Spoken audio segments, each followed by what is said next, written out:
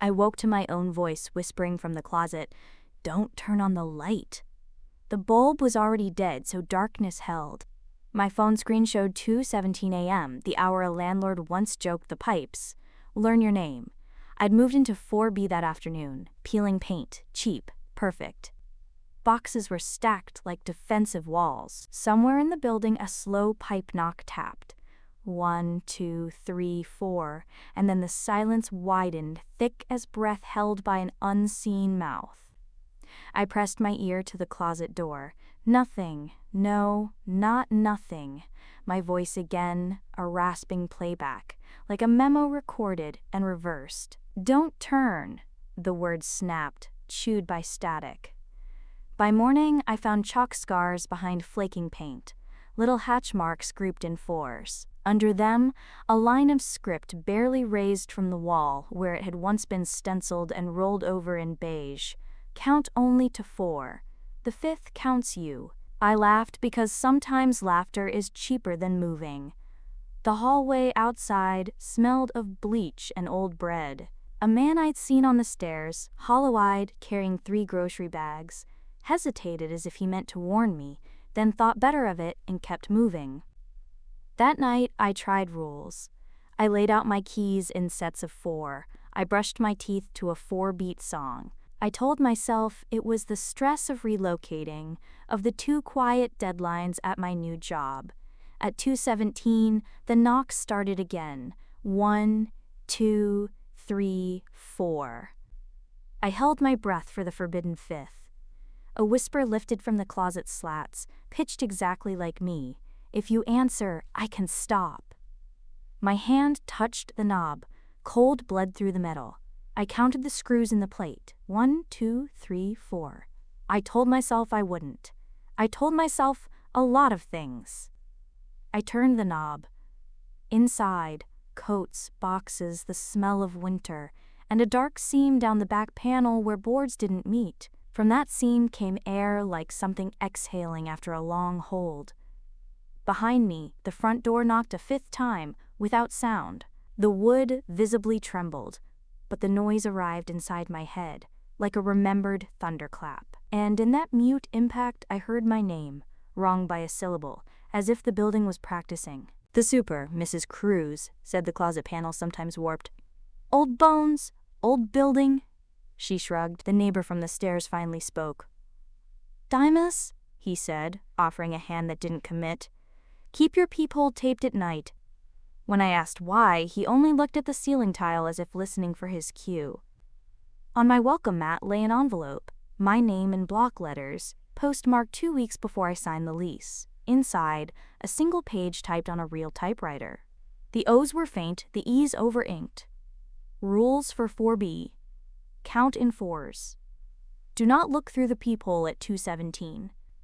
If the mirror shows breath and you are not breathing, leave. If you hear yourself in the walls, answer in a whisper. There is no 5. I called the number at the bottom, out of service. My voice memos app captured an empty room for 5 minutes while I made coffee. On playback, a quiet extra sentence slid between my clinks and sighs. "You left me here." It was my tone, my impatience. I rewound, and this time it said, "We left us here." Plural, as if the grammar itself was moving furniture. At 2:16, I taped a sticky note over the peephole. I stood with my forehead to the door and waited like a child who wants to prove she can outwait the dark. Pipes ticked. The fridge sighed. 1, 2, 3, 4. The 5th came as a pressure in the air, a light flex of the door like a held-in sob.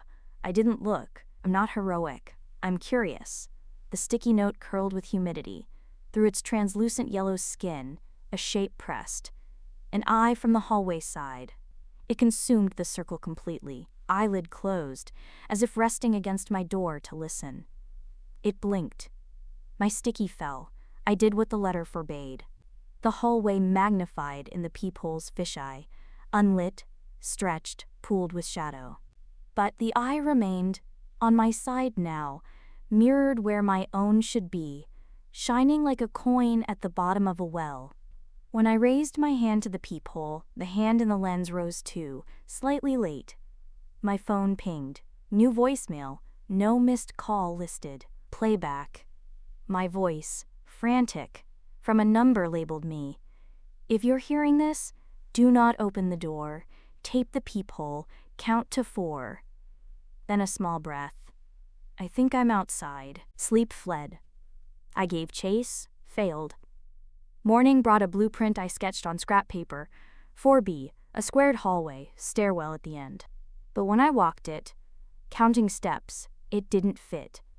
The corridor between 4A and 4C was 21 paces one way, 16 the other. A spatial typo. Dimas stood in his doorway, beard still wet from a sink shave. Don't map it, he said. It listens. I showed him the letter. He paled at the postmark. They always predate it, so you'll feel watched by yesterday. It feeds on revision. He let me see his living room.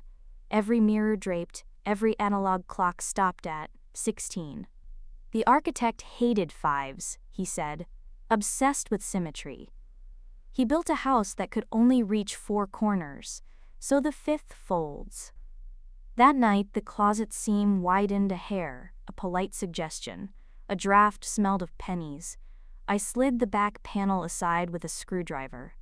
A service crawl space yawned behind, lath, wires, a catwalk of 2x4s.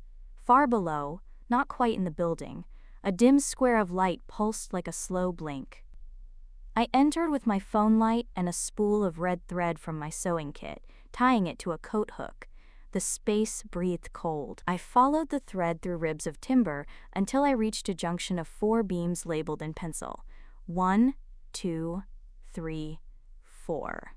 A 5th beam existed, but was not named.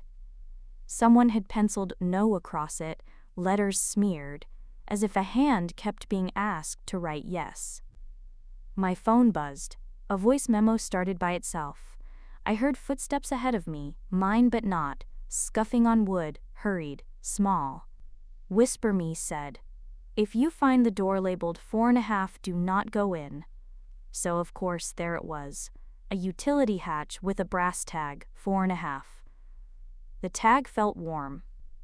On impulse, okay, on terror, I knocked. 1, 2, 3, 4. The hatch knocked back, slightly off tempo, like an echo learning rhythm. I opened it into a corridor the building didn't have. Wallpaper, the color of old teeth. Picture frames holding gray rectangles. Floor numbers stenciled at intervals. 1, 2, 3, 4, 4, 4. A woman in my coat stood at the far end, back turned. When she faced me, I recognized my mouth, my tiredness, my exact scab on the knuckle. But her eyes were wrong, not in shape, but in sequence, as if blinking took 5 movements instead of 2. Don't worry, she said, voice softened by distance. I'm trying to fail at being you, so you can stay you. Keep to the 4s. She raised a hand, palm inked with hatch marks. 4 sets of 4, and then a blank. A space waiting to be filled by whatever made us count. Dummies had researched, of course. He slid a photocopy under my door, a newspaper clipping from 1958 about an architect named Aldo Ferro, who believed certain ratios could quiet a building. He'd tested them on this address. Residents reported temporal discomfort. Some vanished. Ferro disappeared in a construction lift between floors. The article jokes the elevator couldn't decide on 5. The rules sharpened. Things snarled when I used 5. 5 stove clicks, and the flame danced sideways. 5 apples on the counter, and 1 shadow misbehaved. When I tried to set 5 alarms, the phone created 4 and a ghost. I started living in quartets. Work, dishes, breathing, sleep. From the crawlspace, the other me visited like a reflection in dull silver. We passed notes on the back of the typed rules, trimming each sentence to 4 clauses. She had learned the way through by constancy, always left at the second junction, always ignore the 5th noise, always answer whispers with fewer syllables than they used on you. It likes to make you chase fifth things, she wrote. 5 is how it names you. What is it? I wrote back. Her reply came smudged, a charcoal of the word. We stretched across the page until it looked like WEEE, extra letters like steps in a long descent. She drew a door, a circle set into wood, peephole. In the circle she shaded my eye. At 2:17 I staged a theft. I placed a chair beneath the front door chain and knelt. I knocked 4 times, then whispered, "Okay." The 5th came like a pressure wave, and with it, the chain fell as if plucked. The door eased open to the empty hall, and to the same door across, also ajar, showing my apartment reversed, my coat on the wrong hook, my mug with its chip on the other side. From inside that mirror room, my phone rang. No number, no ringtone, just the sensation of a call, a vibration in the bones of the building. I answered the air. "Hold the count," the other me said. "We end this by making a 5 that belongs to us." How? Break the rhythm before it breaks you. Give it a wrong answer it has to swallow. I looked back at my living room fern, at the thread vanishing into the closet. What happens if we win? She smiled with my mouth, a smile like a held breath let go. We'll remember differently, but we'll be able to choose the memory. Dawn threatened at the edges of night. I wrote my letter, the one I'd already received, on my thrift store typewriter, stamping the O's and E's with too much force to match the ghost. Do not look through the peephole at 2:17. There is no 5. I added one rule the old letter lacked. If you must answer, make the 5th yours. I dated it 2 weeks ago and slid it beneath the welcome mat, completing a circle I barely understood. I set the stage. 4 candles in a square on the floor, 4 keys in a row, 4 knocks planned, then a different 5th. I opened the closet, slid into the crawl space, and stood before the hatch labeled 4.5. "Ready?" I whispered. From the hall door, the almost silent impact came, the building's 5th. At the same time, I struck the hatch. 1, 2, 3, 4. Then I paused and clapped, once. A palm slap ringing thin, human, messy. An answer the house couldn't predict because it wasn't its rhythm. Everything flexed. The wallpaper in the wrong corridor rippled like a lake. The numbers on the floor stuttered.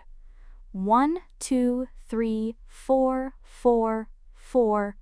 Then, raggedly, a 5 that looked hand-drawn, timid. The other me stepped forward, her inked palm now smudged into a gray square. "It's choosing," she said, "so choose back." Together we counted to 4. Together we refused to say 5. Instead we named ourselves Anna. The building exhaled through every vent. Somewhere below, a hinge gave up an old argument. The pressure eased, like a storm skirting a city. When I emerged into 4B, the peephole showed only an empty hall. The chain stayed put. I taped over the lens anyway. On my counter, 5 apples sat and none misbehaved. I left the apartment at sunrise, placed my keys in a neat cross of 4 teeth, and dropped them at the super's desk. Dimas watched me from his threshold and nodded, a tiny, relieved ceremony. In the lobby, the elevator panel glowed. 1, 2, 3, 4. I pressed 1. The 4 flickered, shrugged, and for a moment, a trick of light, a mercy, a warning, an honest 5 blinked into being, then out again, as if the building had finally learned the number and was embarrassed by it. On the sidewalk, a moving truck idled. A girl with a coffee and a list stood reading the taped name on the intercom, 4B. My phone vibrated. No call, but a voicemail waiting. I listened. My voice, calm this time. "If you hear this, welcome. Tape the peephole. Count in 4s. If the house asks for a 5, give it your name instead." Behind me, from somewhere deep in the bones, the building knocked once. Just once, off cue, almost like applause.